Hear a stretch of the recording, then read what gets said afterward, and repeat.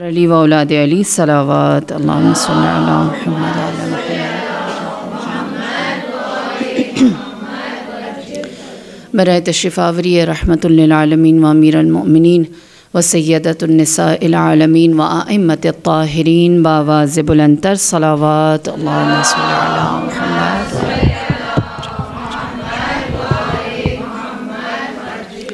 سورہ فاتحہ بسم اللہ الرحمن الرحیم الحمدللہ رب العالمین الرحمن الرحیم مالک یوم الدین ایاک نعبد و ایاک نستعین اهدنا الصراط المستقیم صراط الذین انعمت علیہم غیر المغضوب علیہم ولا الضالین بسم اللہ الرحمن الرحیم قل هو اللہ احد اللہ الصمد لم یلد ولم یولد ولم یکن له کفوا احد صدق اللہ العلی العظیم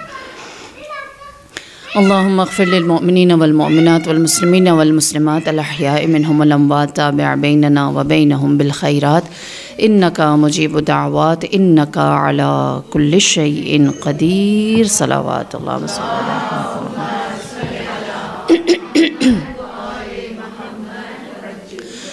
أعوذ بالله من الشيطان الرجيم بسم الله الرحمن الرحيم الحمد لله الذي لا يحصي نعماه العادون ولا يؤدي حقه المجتهدون الذي ليس لصفته حد محدود ولا نعت موجود ولا أجل ممدود فطر الخلائق بقدرته ونشر الرياح برحمته الصلاة والسلام على المهيمن على رسله والخاتم لأوصيائه والشافع إليه والمكين لديه والمطاع في ملكوته الأحمد من الأوصاف أبي القاسم محمد صلوات الله عليه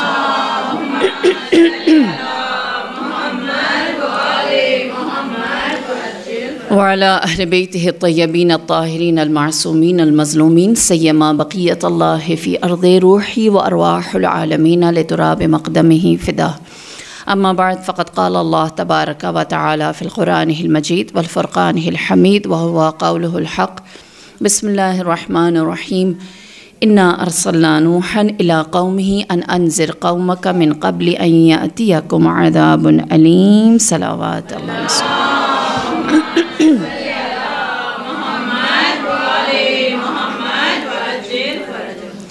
بفضل خداوندی اور اہل بیت علیہم السلام کی عطوفت کے بدولت ہم سب کو یہ توفیق ملی کہ ہم در علی ابن ابی طالب اور شہر الانبیاء شہر الاوصیاء نجف اشرف میں اپنے اس ناپاک سے وجود کو رکھ سکیں۔ توفیق بڑی ہے لیکن اس کے اندر جو ذمہ داری ہے وہ اس سے کہیں درجے زیادہ بڑی ہے۔ مجلس کی ابتدا اس دعا سے کروں گی جو بار بار میں اپنے لیے مانگ رہی ہوں کہ اگر اذن باریابی دے ہی دیا ہے یہ جسارت ہم نے بھی کر لی کہ ہم اس پاک جگہ پر اپنے گناہوں کا بوجھ لے کر آ ہی گئے ہیں، تو اس سے زیادہ بڑی حاجت یہ ہے کہ ہمیں معرفت والی زیارت نصیب ہو، اور معرفت والی زیارت کے بعد زیادہ بڑی ذمہ داری یہ ہو جاتی ہے کہ اس ثواب کو، اس معرفت کو جو دل میں ہم کسی طرح سمیٹ لیں، ہم اس کو سنبھال سکیں اور اپنی برزخ میں، اپنی قبر میں اور زاد راہ آخرت اور توشہ آخرت بنا سکیں۔ ہم دنیا میں اپنے مال، اپنے فون، اپنے بیگ، اپنی بیلانگنگز کی بہت حفاظت کرتے ہیں، لیکن آج کے بعد سے جو سب سے قیمتی چیز میرے پاس میری موجود ہے وہ شہنشاہ نجف کے حرم کی زیارت ہے اور اس توفیق کا ثواب ہے۔ اگر یہ کہیں مجھ سے کھو جائے یا یہ میرے ہاتھوں، میری زبان سے، میرے کسی عمل سے، میری کسی ادا سے یا میری کسی نیت سے، میرے کسی ارادے سے اگر میرے ہی ہاتھوں ضائع ہو جائے تو میں نے اپنے اوپر بہت بڑی جفا کی۔ اس سے بڑا ظلم کسی انسان کا اپنے نفس پر نہیں ہو سکتا کہ شہنشاہ نجف اسے اپنے پاس بلائیں اور انسان کی جھولی اس کے دامن سے بڑھ کر اسے عطا بھی ہو اور وہ اسے سنبھال نہ سکے۔ تو دعا دوں گی آپ کو کہ خداوند کریم آپ کو بھی، مجھے بھی معرفت والی زیارت نصیب کرے اور یہ توفیق بھی دے کہ جو ثواب، جو کار خیر، جو حسنہ میں اور آپ اپنے دامن میں بچا کے لے کر جائیں گے یہاں سے، اس کی حفاظت کرنا بھی نصیب ہو، اور اس کی روشنی کو ہم اپنی برزخ میں بھی دیکھیں، ہم روز حشر بھی دیکھیں، میزان کی منزل پر جب نامہ اعمال میں ہمارے اعمال تولے جائیں تو اس میں نجف کی زیارت بھی بحفاظت پہنچ سکے انشاءاللہ۔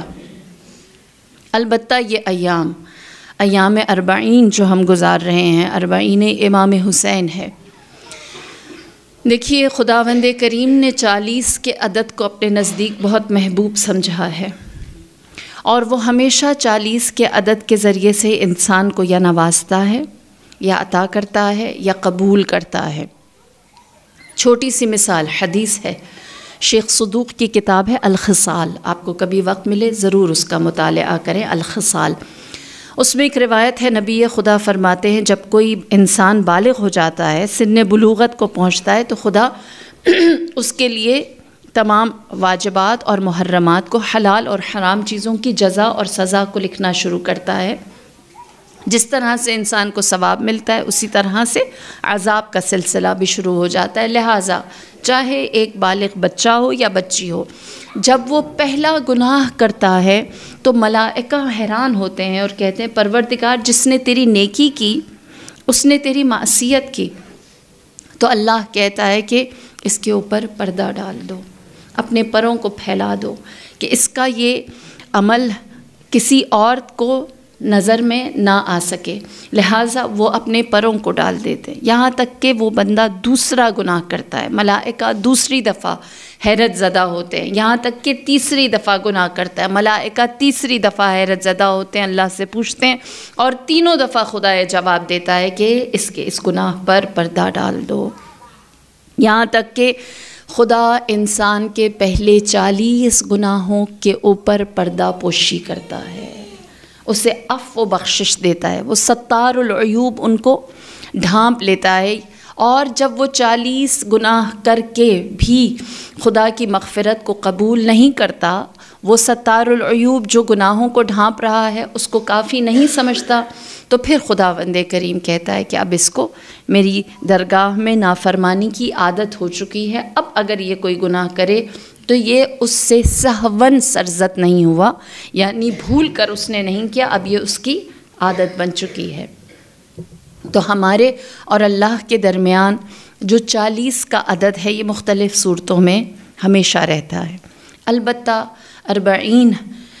40واں صرف ائمہ میں امام حسین کے لیے ہے، اور اس کی باقاعدہ ابتدا امام محمد باقر علیہ الصلاۃ والسلام نے اللہم صلی علی محمد وآل محمد وعجل فرجہم اجمعین آپ نے فرمائی، اور آپ سے پہلے جو اس کی ابتدا ہوئی وہ غیر معصومین میں جناب زینب کبریٰ سلام اللہ علیہا نے۔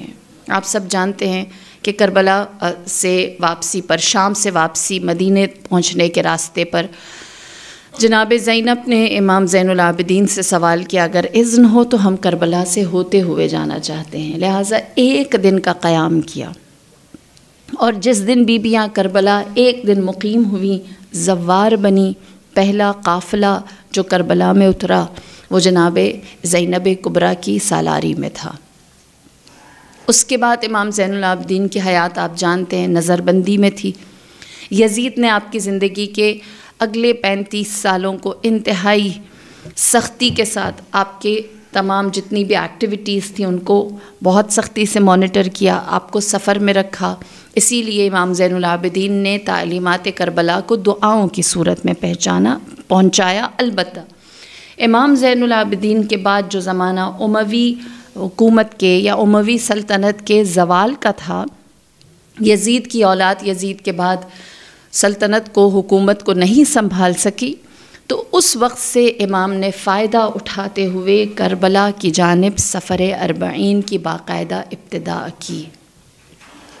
البتہ یہ سفر کبھی بھی باقی نہ رہ سکتا اگر امام کے چاہنے والے، امام سے محبت کرنے والے اس سفر میں ائمہ کا ساتھ نہ دیتے اور اپنی زیارت کو اسی طرح سے نہ چلاتے۔ سوال، تمام جتنے بھی ائمہ ہیں سب کے مزارات ہیں، لیکن قبر سید الشہداء میں ایسی کیا بات ہے کہ اس وقت سے لے کر آج تک اگر اولاد مانگی تو لوگوں نے اولاد دی لیکن زیارت نہیں چھوڑی، اگر مال مانگا تو لوگوں نے مال دیا لیکن زیارت نہیں چھوڑی، اگر کہا کہ ہاتھ پیر کاٹنے پڑیں گے تو لوگ اس کے لیے بھی تیار ہوئے لیکن زیارت سے ہاتھ نہیں اٹھایا۔ دوسری جانب دشمن کو ایسا ایک مزار سے کیا خوف تھا کہ اس نے کبھی اس کے اوپر ہل چلا دیا، کبھی نہروں کا رخ یہاں کر دیا، کبھی یہ کہہ دیا کہ یہاں پر کھیت اگا دیے جائیں، اور کبھی زمین کو ہموار کر کے کہہ دیا یہاں تو کبھی کوئی آ کر بسا ہی نہیں، یہ تو دشت و بیابان ہے۔ چاہنے والے اتنے بیتاب، دشمن اتنا خوف زدہ، نام ہے حسین میں ایسا کیا کمال ہے، ایسی کیا کشش ہے، سبحان اللہ۔ تاریخ کیا لکھتی ہے کہ میرے مولا نے جس سفر کی ابتدا مدینے سے کی اور جب تک آپ کربلا کی سرزمین میں تنہا پہنچے ہیں آپ کے ساتھ 60+ لوگ تھے، کیونکہ عصر عاشور جا کر 72 کا جو نمبر ہے وہ پورا ہوا ہے۔ آپ میں ایسی کیا تاثیر تھی کہ جناب زہیر بن قین، آپ عثمانی العقیدہ ہیں، ہماری زبان میں کہ سنی ہیں، وہ جب امام حسین کو دیکھتے ہیں تو فرماتے ہیں میرا عقیدہ قربان میں حسین کے ساتھ جاؤں گا، میرے لشکر کی، میرے قبیلے کی سرداری فدا میں حسین کے ساتھ ہوں۔ جناب حبیب ابن مظاہر اپنے وطن میں کوفے میں موجود ہیں، ایسا کیا دیکھتے ہیں چہرہ حسین میں، نامہ حسین میں، کہ اپنے وطن کی آسائش چھوڑ کر اپنے غلام کے ہمراہ کربلا پہنچتے ہیں۔ نام حسین کی وہ کشش جس نے ایک دفعہ محسوس کر لیا، اس کی تاثیر نہ جانے ایسی کیا ہے کہ جب جناب حر علیہ السلام نے یہ سن لیا کہ کل ہم سب کی جانیں محفوظ ہو جائیں گی، ہم سب جیت جائیں گے، اور جو ہمارے مد مقابل ہیں اولاد رسول وہ ہار جائیں گے، تو کہنے لگا کہ میں خود کو جنت اور جہنم کے درمیان محسوس کر رہا ہوں۔ پانی چھوڑا، امن چھوڑا، اپنی اور اپنی اولاد کی جان کی حفاظت کو چھوڑا، اور دوسری جانب خیام حسینی جہاں پیاس تھی، بھوک تھی، افلاس تھی، تنہائی تھی، غربت تھی، اس سے جا کر جڑ گئے۔ نام امام حسین میں ایسی کیا کشش تھی، کہتے ہیں کہ ایک شخص نے جناب حبیب ابن مظاہر سے سوال کیا اور کہا کہ اہل بیت کے نام میں امام حسین کی یاوری میں ایسا کیا تھا کہ آپ لوگوں نے اپنی جانوں کو حسین پر وار دیا؟ تو جناب حبیب نے جواب دیا، کہا کہ ہم نے چہرہ حسین کو دیکھ رکھا تھا اور ہم اس میں ایسے محو تھے کہ جب تیر ہمارا رخ کرتے تو ہمیں اس کا احساس ہی نہ ہوتا، اور اس کا احساس ایسا ہوتا جیسے انگلی سے ہتھیلی کو دبایا جاتا ہے۔ ہم تیر کے درد کو صرف اتنا، تلوار کے درد کو صرف اتنا محسوس کرتے۔ وہ کہتا ہے میں نے جناب حبیب سے کہا حیرت ہے، کیسے ہو سکتا ہے کہ تیر لگے اور اس کا احساس نہ ہو؟ جناب حبیب نے فرمایا اللہ نے قرآن میں بتایا کہ جب مصر کی عورتوں نے جمال حضرت یوسف علیہ السلام کو دیکھا تو اپنے ہاتھوں سے اپنی انگلیاں کاٹ دیں، اتنی محو ہو گئیں جمال یوسف، جناب یوسف کی خوبصورتی میں۔ ہم نے جنت کے سردار کے حسن و جمال کو درک کیا تھا، اور جب ہم نے اس کو دیکھ لیا تو اس کے بعد سب کی ہستی بدل گئی۔ کس طرح؟ جناب حبیب ابن مظاہر نے فرمایا مجھے کوئی بوڑھا نہ کہے، رجس ہیں جناب حبیب ابن مظاہر کے، میں نے حسین کے چہرے کو دیکھا ہے، اور جب میں حسین کے چہرے کو دیکھ لیتا ہوں تو میں جوان ہو جاتا ہوں۔ جناب عابس بن شبیب 23 سال کے ہیں، آپ میدان کارزار کی جانب جاتے ہیں تو کیا فرماتے ہیں؟ امیری حسین و نعم الامیر سرور الفؤاد بشیر النذیر علی والفاطمہ ابواہ وہل تعلمون له من نظیر۔ میرے مولا حسین ہیں اور وہ بہترین مولا ہیں، سرور الفؤاد وہ ہمارے دل کی خوشی ہیں، اور وہ ایسی ہستی ہیں کہ علی اور فاطمہ ان کے والدین ہیں، کیا ان جیسا ان کے جیسے حسب نسب والا کوئی اور نظر آتا ہے، کوئی اور ملتا ہے. اور جب کوئی حسین کے عشق میں، دیدار میں مبتلا ہو گیا تو جناب عابس کے بارے میں ملتا ہے کہ وقت آخر جب آپ کا پورا بدن زخموں سے چھلنی ہو گیا تو آپ اپنے گھوڑے سے اترے اور آپ نے اپنا لباس جنگ اتار دیا، اور لباس جنگ اتارنے کے بعد آپ آسمان کی جانب رخ کر کے فرماتے، اے موت مجھے قبول کر لے، میں حسین پر فدا ہونے کے لیے تیار ہوں. جناب عابس کو اس کیفیت میں دیکھ کر لشکر عمر ابن سعد نے اعلان کیا اور کہا کوئی عابس کے نزدیک نہ جائے، کوئی ان کے قریب نہ جائے، کیونکہ اب اس کے اندر سے موت کا خوف ختم ہو گیا ہے. اب جو بھی نزدیک جائے گا یہ ایک فرد تنہا اس کو اپنی آغوش میں یعنی موت کی آغوش میں لے لے گا. لہٰذا جناب عابس وہ واحد شہید ہیں جنہیں دور سے پتھر مار مار کر شہید کیا گیا، لیکن کوئی بھی اس عاشق حسین کے قریب، نہتے عاشق حسین کے قریب نہیں آ سکا. لہٰذا میں اور آپ جب یہ روایات، یہ تاریخ کے گوشے سنتے ہیں تو میں جانتی ہوں آپ کی اور میرے دل کی ایک ہی بات ہے کہ کاش ہمیں بھی وہ جمال امام مل جائے، ہے نا. دل چاہتا ہے نا، آنکھوں میں ایک تڑپ آتی ہے، ایک ترس آتی ہے کہ کاش ہم بھی امام کے اس چہرے کو دیکھ سکیں، ہم بھی دیدار کر سکیں، ہمارے اندر بھی وہ شمع جل سکے، وہ حرارت جو چنگاری کی صورت میں ہے اگر ہماری آنکھیں دیکھ لیں تو تقرب میں بدل جائیں. ایسا ہی ہے. لہٰذا آج اتنے فاصلے کے بعد ہم امام کے روح انور کے جمال کو، امام کے حسن کو کیسے محسوس کر سکتے ہیں؟ دیکھیے 2 محرم سے لے کر عاشورہ کی عصر تک امام نے چند اپنے نقش چھوڑے ہیں، جس کو جتنا درک کریں، جتنا سمجھیں، اتنا زیادہ امام کا تقرب بڑھتا ہے. انشاءاللہ ہم آج اپنے قدموں کو امام کی جانب بڑھائیں گے. پہلی چیز جو امام حسین نے کربلا میں چھوڑی میرے اور آپ کے لیے، وہ آپ کے خطبات ہیں. دوسرا آپ کے رجز، تیسرا آپ کی دعائیں، اور چوتھا آپ کے وہ مکالمے، کنورسیشن جو آپ نے دوست اور دشمن کے ساتھ کیے. اگر کوئی امام کے خطبے پڑھ لے تو سمجھ جائے گا کہ امام کے دل میں کیا ہے. اگر کوئی امام کے کنورسیشن کو، جو آپ نے اپنے دوست کے ساتھ یا دشمن کے ساتھ جو ڈائلاگ ہوا ہے وہ پڑھ لیں تو سمجھ آ جائے گا امام ہم سے کہنا کیا چاہتے تھے. اگر کوئی امام کی دعا سمجھ لے، پڑھ لے، تو اسے سمجھ آئے گا امام اللہ سے کیا کہتے تھے، تنہائی مولا کی کیسی تھی. اور اگر ہم امام کے رجز پڑھ لیں، سمجھ لیں، تو وہ تنہا فرد جس کو زمین اور آسمان کے درمیان کوئی ناصر نہ ملا، اس نے اکیلے جنگ کیسے کی. یعنی خیمے میں ہوں، خیمے سے باہر ہوں، لوگوں کے درمیان ہوں، دوست و دشمن میں ہوں، جہاں پر بھی ہوں، آپ امام کو ان 4 چیزوں سے قریب محسوس کر سکتے ہیں. البتہ جو چیز سب سے زیادہ آبویس اور ریپیٹڈلی رہی ہے وہ آپ کے خطبات ہیں، جو ہمیں امام سے قریب کر سکتے ہیں. اہل بیت کی ہمیشہ سے سیرت یہ رہی ہے کہ وہ جب بھی کوئی خطبہ دیتے ہیں تو اس کی ابتدا اللہ کی حمد و ثنا سے، اللہ کی وحدانیت کی گواہی سے، رسول کی رسالت کی گواہی سے اور اللہ کی عطا کردہ نعمتوں کے شکر سے کرتے ہیں. تمام خطبات، تمام ائمہ طاہرین کے.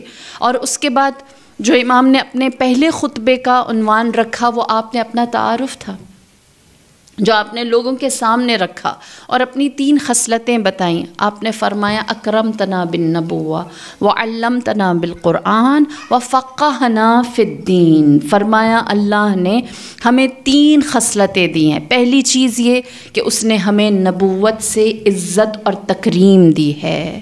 دوسری چیز یہ کہ اس نے ہمیں قرآن کا علم دیا ہے. اور تیسری چیز یہ کہ اس نے ہمیں دین کے بارے میں فقاہت اور نالج دی ہے. تم اگر نبوت چاہتے ہو، اشہد ان محمد رسول اللہ کہنے والے ہو، حسین سے الگ نہیں ہو سکتے. اور اگر تم قرآن پڑھنا چاہتے ہو اہل البیت کو چھوڑ کے، کیونکہ لشکر یزید میں بہت سارے خارجی تھے جو کہتے تھے حسبنا کتاب اللہ، اگر تم کہتے ہو کہ ہمارے لیے اللہ کی کتاب کافی ہے، ہمیں رسول کی ضرورت نہیں، اللہ نے قرآن ہمیں سکھایا ہے۔ اگر تم قرآن سے، ہمارے قاضی شریح جیسوں نے قرآن سے فتوے نکالے اور قتل امام حسین علیہ السلام کو جائز قرار دیا ہے، فرمایا علمتنا القرآن، اللہ نے ہمیں قرآن سکھایا ہے، یہ ہمارے پاس ہے، لہٰذا قرآن کی بنیاد پر ہماری دشمنی نہ رکھو۔ اور پھر اس کے بعد فرمایا کہ فقہنا فی الدین، اور اگر تمہیں کسی دیندار نے کہہ دیا کہ تمہارے لیے جنت مہیا ہو سکتی ہے اگر قتل حسین کرو، تو دین کی فقاہت اور اس کی نالج اور اس کا علم اللہ نے ہمیں دیا ہے، نہ رسالت ساتھ ہے تمہارے، نہ قرآن کے مطابق اور نہ ہی دین و شریعت کے مطابق میرا قتل جائز ہے۔ ان تین طریقوں سے تم لوگ اپنے سامنے جس ہستی کو دیکھ رہے ہو وہ جفا کے لائق نہیں ہے۔ یہ امام کا پہلا خطبہ تھا۔ پھر جب آپ کے سارے غلام قربان ہو گئے تو اس کے بعد اصحاب اور اعوان کی جانب ان کو جہاد کے لیے پیش کرنے سے پہلے آپ نے دوسرا خطبہ ارشاد فرمایا، جس میں آپ نے لوگوں کو اللہ کے عذاب کی جانب، اللہ کے عقاب کی جانب متوجہ کیا، اور آپ نے فرمایا اشتدت غضب اللہ علی الیہود، اللہ کا غضب نازل ہوا یہودیوں کے اوپر۔ کیوں؟ ان کے درمیان حضرت عزیر کو اس لیے بھیجا گیا تھا کہ وہ اللہ کی بندگی کریں۔ حضرت عزیر اللہ کے رسول تھے، قوم یہود نے کیا کیا؟ انہوں نے حضرت عزیر کو اللہ کا بیٹا بنا دیا، اللہ نے غضب نازل کیا، فرمایا اشتدت غضب اللہ علی النصارى، اللہ نے عیسائیوں کے اوپر بھی اپنا غضب نازل کیا۔ کیوں؟ کیونکہ خداوند کریم نے حضرت عیسیٰ کو روح اللہ بنا کر بھیجا اور انہوں نے اس روح اللہ کو اللہ کا فرزند بنایا، اللہ نے اپنا عذاب نازل کیا۔ اشتدت غضب اللہ علی القوم المجوس، اللہ نے قوم مجوس کے اوپر اپنا عذاب نازل کیا۔ کیوں نازل کیا؟ کیونکہ اللہ نے ان کے لیے آگ کو محکوم بنایا تھا، یعنی آگ ہماری بات مانتی ہے، ہم آگ جلائیں، ہم آگ بجھائیں، لیکن انہوں نے اسی آگ کو اپنے لیے معبود بنا دیا، آگ کی بندگی شروع کر دی، آگ کی پرستش شروع کر دی۔ مولا نے فرمایا اس کے بعد اللہ نے اپنا عذاب نازل کیا قوم صالح پر۔ کیوں؟ کیونکہ قوم صالح کے درمیان اللہ نے جو اپنا معجزہ بھیجا تھا وہ اونٹنی تھی جس کے ساتھ اس کا ایک بچہ تھا، اور اللہ نے یہ کہا تھا کہ اس اونٹنی کے اوپر اگر جو کوہان ہے اس کو کسی نے زخمی کیا تو خدا یہ معجزہ اٹھا لے گا، اور اللہ کے بھیجے ہوئے اس معجزے پر قوم صالح نے جفا کی اور اس کی کوہان کاٹ دی اور اس اونٹنی کو مار دیا۔ امام حسین سر میدان کربلا یزیدیوں سے کہتے ہیں جب قوم صالح نے اونٹنی کو مار دیا تو اللہ نے ان پر عذاب نازل کیا۔ اے لوگوں، میں رسول کا فرزند ہوں، میں سید البشر کی اولاد ہوں، میں سبط نبی ہوں، میں جنت کا سردار ہوں، میں اشرف المخلوق ہوں۔ ایک جانور کو ناسزا مارنے پر قوم صالح پر دنیا میں عذاب نازل ہوا، تو مجھے مار کے تمہیں دنیا میں کامیابی نہیں ملے گی، مجھے مار کے تم سرفراز نہیں ہوگے۔ میں آپ سے ایک بات پوچھتی ہوں، زندگی میں آپ نے سنا ہے کوئی شخص اپنے دشمن کو ایسے نصیحت کرے؟ ہم ہمیشہ چاہتے ہیں دشمن ناکام ہو، رسوا ہو، خسران اٹھائے، گھاٹا اٹھائے۔ یہ اہل البیت ہیں جو اپنے دشمن سے بھی محبت کرتے ہیں، اس کی ہدایت کے لیے بھی اسے انذار کرتے ہیں، اسے ہوشیار کرتے ہیں، اسے باخبر کرتے ہیں، اس کو اویئر کرتے ہیں کہ تم اپنی دنیا کو کامیاب نہیں کر رہے۔ قوم صالح پر، قوم ہود پر، قوم مجوس پر، قوم نصارہ پر جو عذاب آئے آخرت کے نہیں، اسی دنیا کے ہیں۔ تم مال کے پیچھے تمہیں مال نہیں ملے گا، تم حیثیت کے پیچھے تمہیں حیثیت نہیں ملے گی۔ خسرت دنیا والآخرہ ہو، دنیا اور آخرت دونوں کا نقصان ملے گا تمہیں میرے قتل کے ذریعے سے، تمہارا نقصان ہے، تمہارے لیے فائدہ نہیں ہے میرے قتل کے ذریعے سے۔ یہ اہل البیت کی سیرت رہی ہے کہ ہمیشہ اپنے دشمن کی بھی ہدایت کو حتمی بناتے ہیں۔ سبحان اللہ۔ سوال، جو اپنے دشمن کو گمراہ نہیں دیکھ سکتے وہ اپنے چاہنے والوں کو کیسے دیکھ سکتے ہوں گے؟ ہاں، اسی لیے ہم جو اتنا بھاری بار گناہ اپنے کاندھوں پر لے کر آئے ہیں، امام کے پاس جائیں، ملاقات کریں، چاہے وہ شہنشاہ نجف ہو، چاہے وہ باب الحوائج ابو الفضل العباس ہوں، چاہے وہ سید الشہداء امام حسین ہوں، آپ یہ ضرور کہیے گا کہ مولا یزیدیوں کو اپنے عذاب سے بچانے کی بار بار اپنے خطبے دیے ہیں کہ مجوسی نہ بنو، یہودی نہ بنو، عیسائی نہ بنو، قوم صالح نہ بنو۔ ہم تو محبت کے مارے اپنا وطن، اپنی آسائش چھوڑ کر آپ کے پاس آ گئے ہیں۔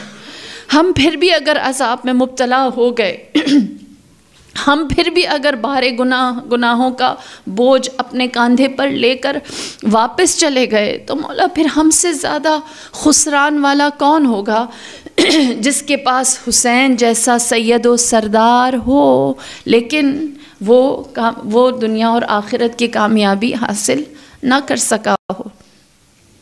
اسی لیے آپ نے اپنے مد مقابل جو لوگ آپ کے دشمن تھے ان کو بھی وادار کیا، ہوشیار کیا۔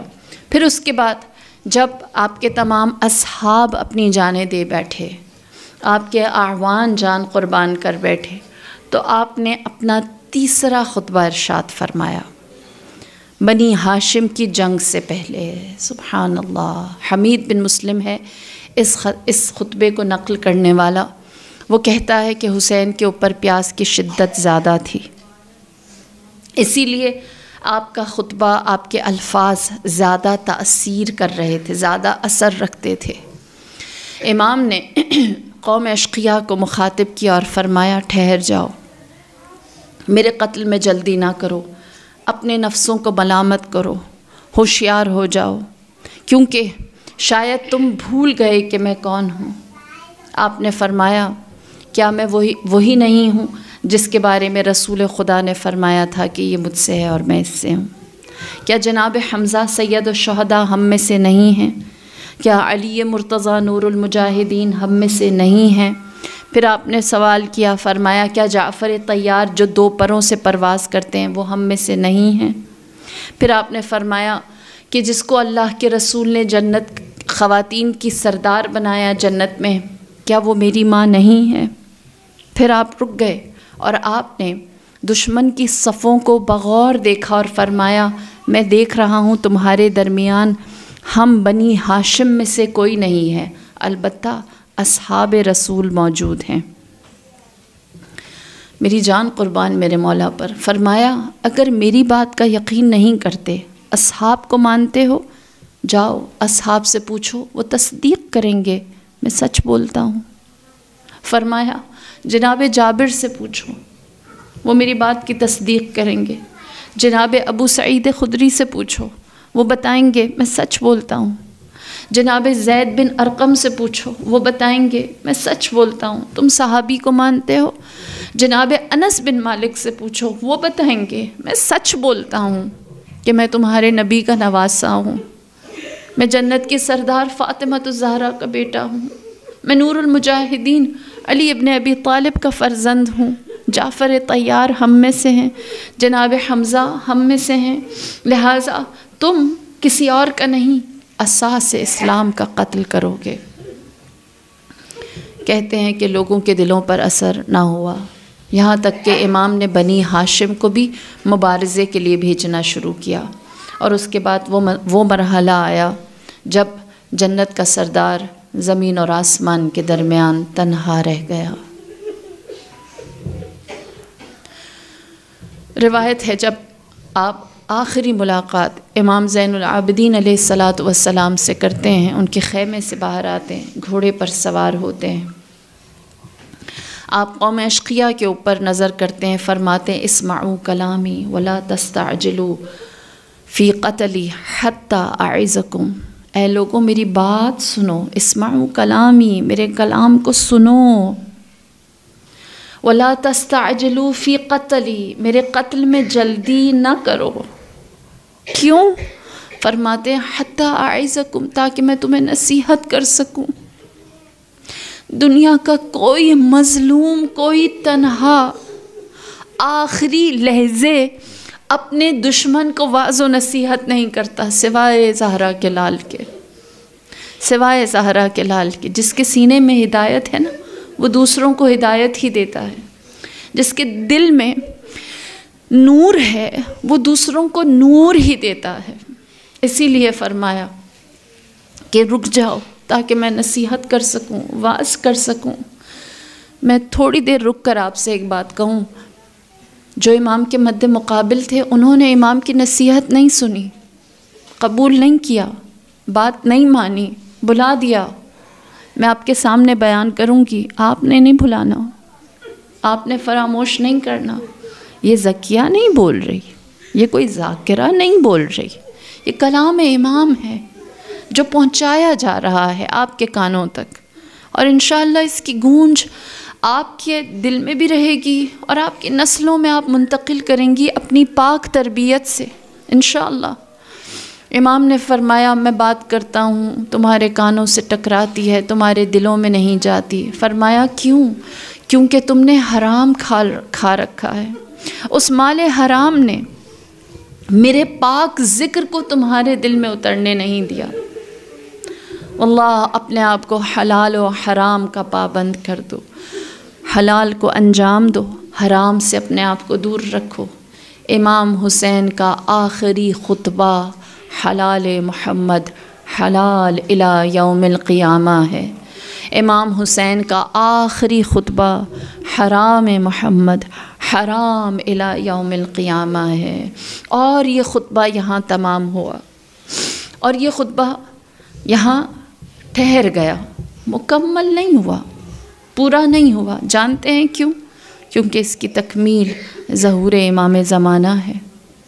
میرے آقا انشاءاللہ جب ظہور فرمائیں گے تو وہ اس کو مکمل کریں گے۔ اللہم صلی علی محمد وعلی محمد وعجل فرجہم اجمعین۔ وہ اس کو مکمل کریں گے، اور یہ دعویٰ بہت بڑا ہے کہ امام کے اس خطبے کو مکمل کرنے آخری فرزند آئیں گے، اور اس کے لیے ہمارے پاس ثبوت ہے۔ دیکھیے ہم کوئی چھوٹی سی بھی مجلس کرتے ہیں کسی ایک ویران جگہ پر بھی، تو یہ یقین رکھیے، اتنے عرصے سے میں بھی مجلس پڑھ رہی ہوں، دیکھ رہی ہوں معاملات کو، یہ یقین رکھیے کہ کوئی مجلس نہ آپ بپا کرتے ہیں نہ میں بپا کرتی ہوں۔ ہم کچھ اشارے ہوتے ہیں جس کے مطابق ہم چل رہے ہوتے ہیں۔ آپ کے اپنے پاس کتنی ایسی باتیں، کتنے ایسے ثبوت ہوں گے کہ آپ کہیں گے ارادہ نہیں تھا، اچانک ہو گیا، ہے نا؟ کتنی جگہ ایسی تھیں جہاں کسی نے تصور نہیں کیا ہوگا، وہاں ذکر اہل البیت ہوا۔ اور یہ مجلسیں جتنی بھی بپا کی جاتی ہیں، ہوتی ہیں، یہ کیوں؟ نہ میں پڑھتی ہوں نہ آپ کرواتے ہیں، کیونکہ اس کو بنا کرنا، اس کا بانی بننا میرے اور آپ کے اختیار میں نہیں ہے۔ اس کا اختیار اس ماں نے اپنے پاس رکھا ہے جو قبر میں سوتی نہیں، جو قبر میں سوتی نہیں۔ آپ جانتے ہیں کہ جناب فاطمہ کی قبر کا نشان کسی کے پاس نہیں ہے، کوئی نہیں بتا سکتا کہ قبر زہرا کہاں ہے۔ میں نے اپنے استاد سے قم میں پوچھا، میں نے کہا کہ جب یہ کہتے ہیں بی بی کی کوئی قبر ہی نہیں ہے تو دل پھٹتا ہے۔ ہم چاہتے ہیں کہ ایک جانب رخ کریں، ہمیں پتہ ہے مشہد ادھر ہے، کربلا ادھر ہے، ہم رخ کرتے ہیں، زیارت پڑھتے ہیں، لیکن جب نام فاطمہ تو زہرا آتا ہے تو ہم مدینے کی ویرانی کی جانب رخ کرتے ہیں کہ مدینے کی کسی بھی گلی میں، کسی بھی کوچے میں، شاید جنت البقیع میں، شاید ریاض الجنہ میں، شاید حجرہ رسول میں کہیں بی بی کی قبر موجود ہے۔ تو انہوں نے جواب دیا، انہوں نے کہا قبر زہرا تلاش کر کے کیا کرنا ہے؟ جس ماں کے جگر کے ٹکڑے کر کے بکھیڑ دیے ہوں وہ ماں کبھی بھی قبر میں نہیں رہتی، وہ ماں کبھی بھی قبر میں نہیں رہتی۔ اسی لیے آپ دنیا کے کسی بھی کونے میں ہوں، اس مجلس کو بپا میں اور آپ نہیں کرتے۔ وہ ماں جو اپنی قبر میں سوتی نہیں، وہ اس کا انعقاد کرتی ہے۔ مجھے یقین ہے یہ سفر جو ہم کر رہے ہیں، یہ قتل گاہ حسین کے قریب سے قریب تر ہونے کے دن ہیں، اور وہ ماں فاطمہ الزہرا اس قتل گاہ سے کبھی خود کو دور نہیں کرتی۔ یہی کشش ہے آنسوؤں کی، جناب فاطمہ الزہرا کی، جو ہمیں دور دراز سے کھینچ کے یہاں لاتی ہے۔ سنیے فاطمہ میرا اور آپ کا استقبال کیسے کرتی ہیں۔ سبحان اللہ، سبحان اللہ۔ لفظ شکر چھوٹا لگتا ہے کہ وہ بی بی ہر مجلس میں اپنا رومال بچھا دیتی ہیں۔ وہ اپنا رومال بچھاتی ہیں تاکہ میرے اور آپ کے خلوص کے آنسو، ہماری محبت کے آنسو اپنے رومال میں فاطمہ محفوظ کر لیتی ہیں۔ وہ محفوظ کر لیتی ہیں کہ قیامت والے دن جب جزا اور سزا کی منزل ہوگی اور لوگوں کو جنت اور جہنم میں بھیجا جا رہا ہوگا، اور میں ان کی شفاعت کرنا چاہوں گی اور فرشتے کہیں گے یہ بندہ گناہگار تھا، تو میں اپنے آنسوؤں سے ان کے خلوص اور محبت کے آنسو بطور ثبوت نکال کر اللہ کے حضور پیش کروں گی۔ نہیں جانتی اس نے کتنی معصیت کی، اس نے کتنی نیکیاں کی، لیکن یہ دنیا میں جب تک جتنی زندگی جی، اس نے خلوص کے اور محبت کے آنسو بہائے۔ دعا دوں گی آپ سب کو، خدا آپ کے آنسوؤں کو قبول کرے، اللہ آپ کے آنسوؤں کو ذخیرہ آخرت بنائے، اللہ آپ کے آنسوؤں کو رومال فاطمہ الزہرا میں جگہ دے۔ اور عطا فاطمہ الزہرا کیا ہے؟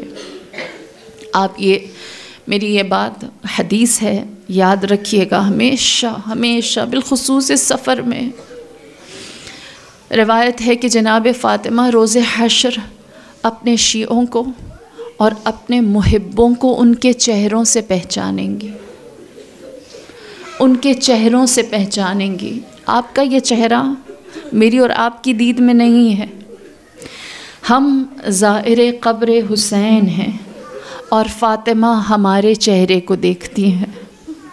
ہم گنبد حسین میں محو ہو جاتے ہیں، گنبد امیر المؤمنین میں غرق ہو جاتے ہیں۔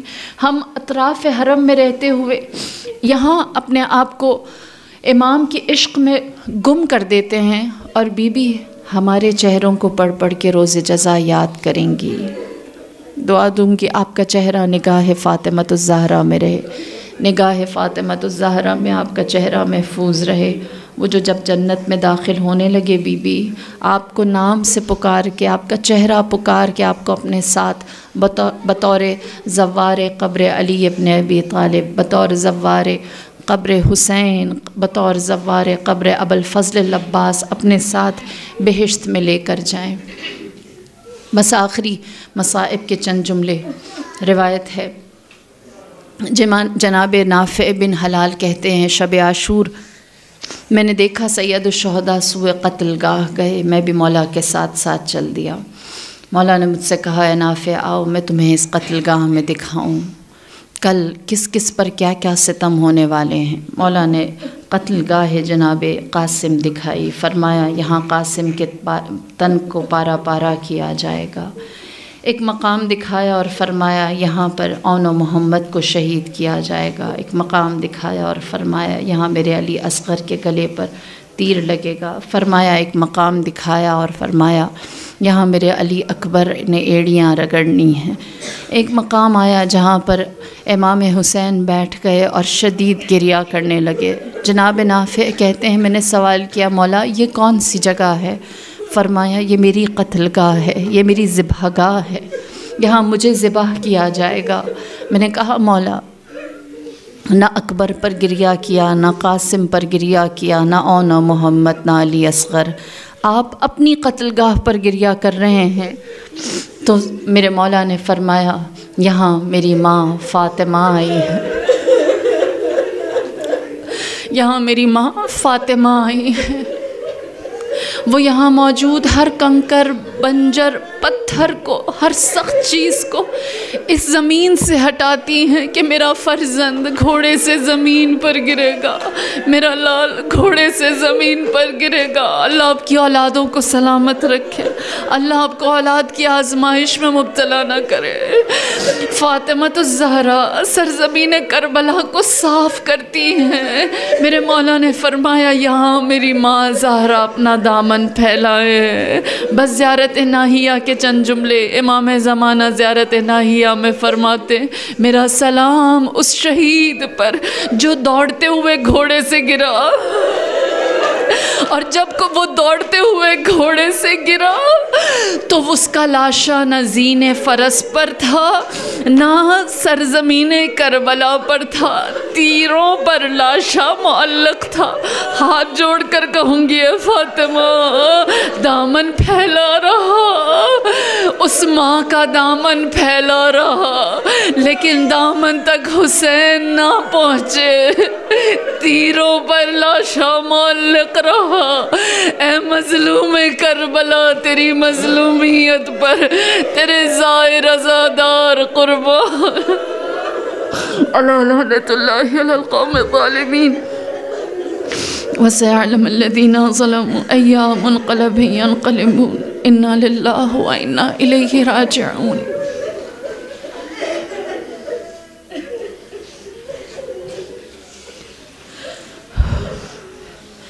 بسم اللہ الرحمن الرحیم۔